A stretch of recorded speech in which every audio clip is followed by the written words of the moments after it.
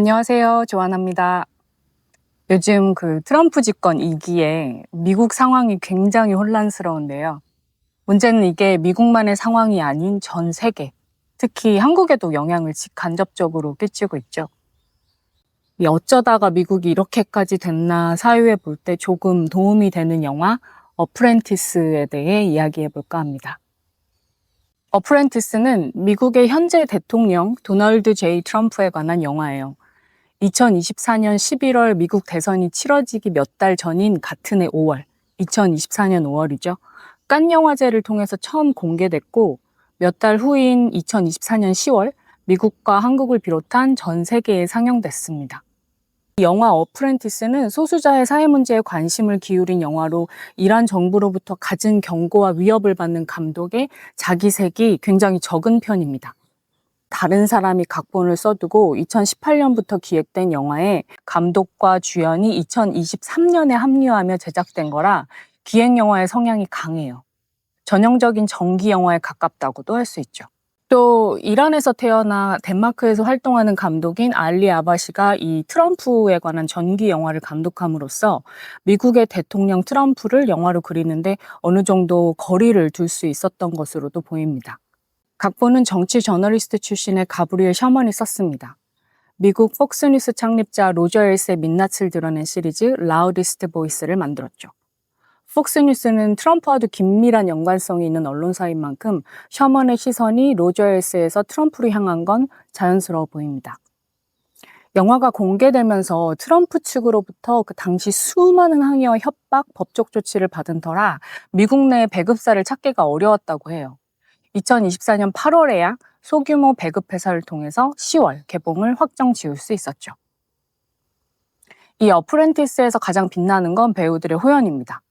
캡틴 아메리카 윈터 솔저를 우리에게도 친숙하고 디퍼런트맨으로 2025년 제82회 골든글러브 뮤지컬 코미디 부문 나무주연상을 받은 세바스찬 스탠이 트럼프의 젊은 시절을 연기합니다. 또한 트럼프의 멘토였던 악명 높은 변호사 로이 콘은 미국 드라마 석세션으로 제79회 골든글러브 시상식에서 오징어 게임으로 나무주연상 후보에 오른 이정재를 제치고 골든글러브 TV 부문 나무주연상을 받은 제레미 스트롱이 맡았죠. 트럼프의 첫 번째 아내 이바나 트럼프를 연기한 마리아 바카로바 역시 화면을 꽉 채웁니다. 어프렌티스는 제97회 아카데미 시상식 후보에 나무주연상으로 세바스찬 스탠, 나무조연상으로 제레미 스트롱이 이름을 올렸습니다. 이 작품은 미국의 45대, 47대 대통령이자 기업가 도널드 트럼프를 다룬 정기 영화입니다. 성공을 향한 야망으로 뭉친 젊은 사업가 트럼프가 뉴욕의 어둠을 관장하는 전지전능한 악마 변호사 로이 콘을 멘토로 삼아 발돋움하는 성장 영화이기도 하죠. 21세기 들어 리얼리티 TV쇼로 인기를 얻은 기업가가 백악관에 입성해 미국은 물론 전 세계를 불안에 떨게 만든 트럼프의 현재만 보고 있는 우리에게 어프렌티스는 그의 과거를 보여줍니다. 어프렌티스, 우리말로 수습생이라는 뜻이죠. 이 어프렌티스라는 영화 제목은 트럼프가 미국 부동산 거물이자 기업가 이미지를 대대적으로 선전하며 대중적인 인기를 얻은 결정적 계기가 된 리얼리티 TV 쇼 프로그램과도 일치합니다.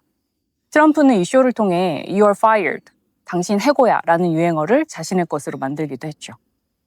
한편 영화는 로이 콘을 만나 성장하는 트럼프 자체를 수습생으로 묘사하기도 합니다. 트럼프가 개인적으로 길이길이 날뛰며 이 영화 개봉을 막으려 했던 이유가 여기에 있는 것 같다고 저는 생각했어요. 영화에는 언제나 자신감 넘치며 상대를 제압하는 현재의 트럼프가 아닌 겁 많고 의기소침하며 자격지심에 시달리는 과거의 트럼프가 살아있거든요. 만약 영화가 트럼프의 현재를 다뤘다면 아무리 자신을 악랄하게 묘사했다 해도 트럼프는 오히려 이를 자신의 강한 권력자 이미지에 이용할 사람입니다. 그런데 거대 자본과 영향력 있는 관계자들을 등에 업은 대형 상업 영화도 아닌 이 영화에 트럼프가 굉장히 예민하게 굴었어요. 영화의 어떤 지점이 분명 트럼프를 건드렸습니다. 1970년대를 배경으로 한 영화의 초반은 따뜻하고 빈티지한 분위기가 드리운 실내에서 주로 촬영해 필름 사진을 들여다보는 것 같은 느낌을 줍니다. 1980년대로 넘어가면서 영화는 로우파이 비디오의 깜빡임과 흔들리는 카메라 워크, 리얼리티 TV를 연상시키는 고르지 못한 편집을 선보이죠. 도널드 J. 트럼프의 시작은 리틀 돈이었습니다. 그는 폭력적이고 강압적이며 보수적인 차별주의자 아버지의 둘째 아들로 자랐죠. 트럼프에게 성공이란 곧 이기는 것을 의미했고, 이로써 아버지의 비웃음을 되갚아주고 싶습니다. 당시 정재계를 주름잡으며 무조건 이기는 변호사로 이름을 날린 로이 콘은 트럼프에게 제2의 아버지이자 멘토가 되었죠. 강렬한 카리스마를 가진 로이 콘으로부터 트럼프는 사기, 허세, 허영심, 그리고 무슨 희생을 치르더라도 이기는 법을 배우며 오늘날 우리가 아는 그 트럼프가 되어갑니다. 한없이 연약한 인물이었던 리틀 도니는 로이 콘과의 만남을 계기로 자기 내면의 두려움을 폭력과 기만으로 포장해 과시하는 방법을 배웁니다. 영화는 트럼프가 변하기 전에 어리숙한 모습과 겁에 질린 모습을 보여주고 로이 콘이라는 거물에 의해 괴물로 만들어지는 과정에 집중하죠. 트럼프는 아마도 이 점이 마음에 들지 않은 것 같습니다.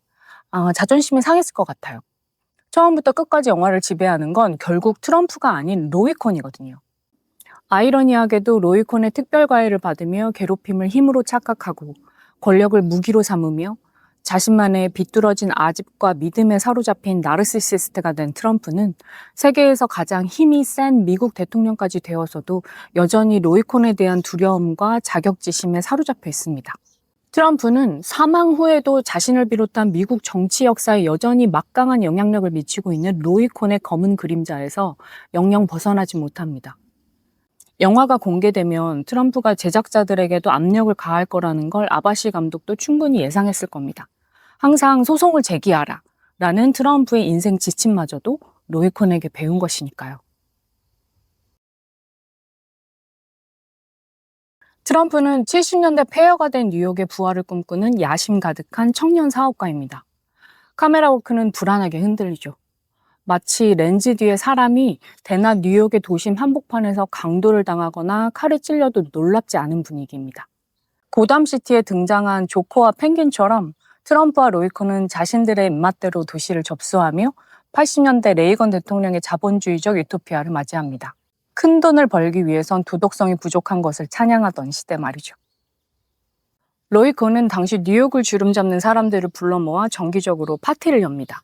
실제로 그는 1970년대와 80년대 뉴욕 나이트클럽 스튜디오 54에서 파티를 열어 바바라 월터스나 앤디 워홀, 로널드와 낸시 레이건을 포함한 유명 인사들과의 친분을 자랑하며 영향력을 행사했습니다.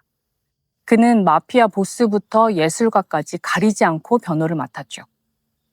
영화에서 트럼프는 이 파티에서 앤디 워홀을 마주치지만 그가 누군지 알아보지 못합니다.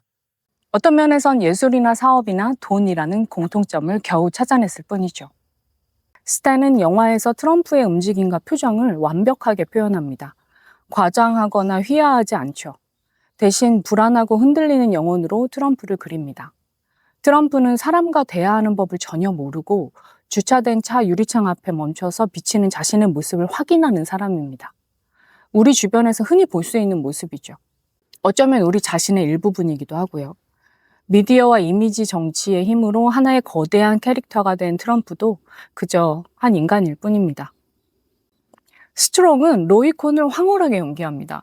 절대 눈을 깜빡이지 않고 상대를 독사처럼 노려보면서 조련하는 로이 콘은 리틀 도니에게 비싼 정장을 사주며 왜 좋은 옷을 입어야 하는지 알려주고 언론을 장악하는 법을 가르치며 훗날 트럼프의 트레이드마크가 될 다양한 문장과 태도를 가르칩니다.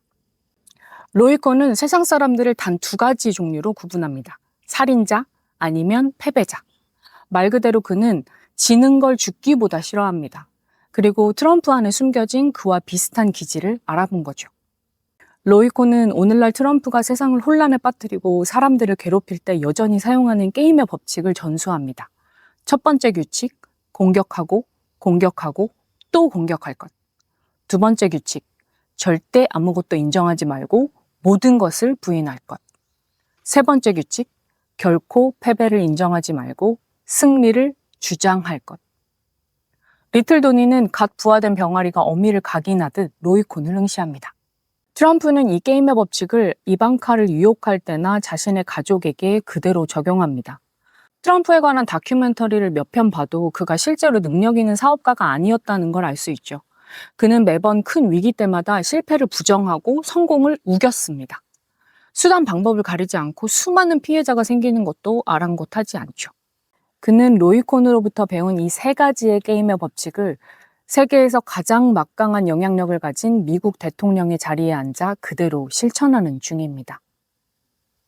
결국 트럼프는 로이콘의 지혜를 통째로 삼켜 자신의 개성으로 만듭니다.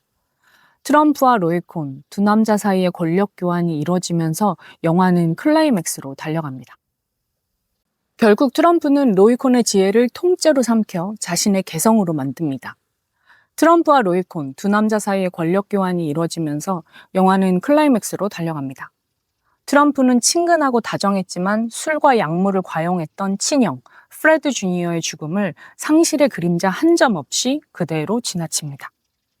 트럼프 내면의 이런 잔인함을 로이콘은 일찌감치 알아봤고 한때 세상을 모두 가졌던 남자 로이콘은 시간이 흘러 자신이 알아보고 물과 비료를 주며 키운 트럼프의 그 잔인함으로 인해 더 끔찍한 모멸과 고통을 당하게 됩니다. 로이콘의 가장 큰 실수는 자신이 트럼프의 탐욕과 잔인함을 통제할 수 있다고 믿은 거였죠. 더 이상 권력이 없는 로이콘, 그의 편에 서 있는 사람은 아무도 없습니다. 하지만 영화를 보면 그에게 동정심이 들진 않아요. 이 영화의 흥미로운 점은 이 영화의 트럼프도 로이콘도 관객이 공감할 수 있을 정도까지 인간화되지 않습니다. 공감의 바탕이 되는 이해나 동정심을 불러일으키지 않도록 건조하게 인물을 묘사하죠. 이 과정에서 스트롱의 연기는 정말 아름답게 모순적입니다. 그는 여전히 괴물이지만 우리가 더 잘 이해할 수 있는 괴물이 된 것뿐입니다. 이 영화 어프렌티스를 처음부터 끝까지 지배하는 건 트럼프가 아닌 로이콘입니다. 그는 무자비하고 날카롭고 섬뜩한 카리스마가 넘치죠. 또 그만큼 흔들리는 모순으로 가득한 사람이기도 합니다.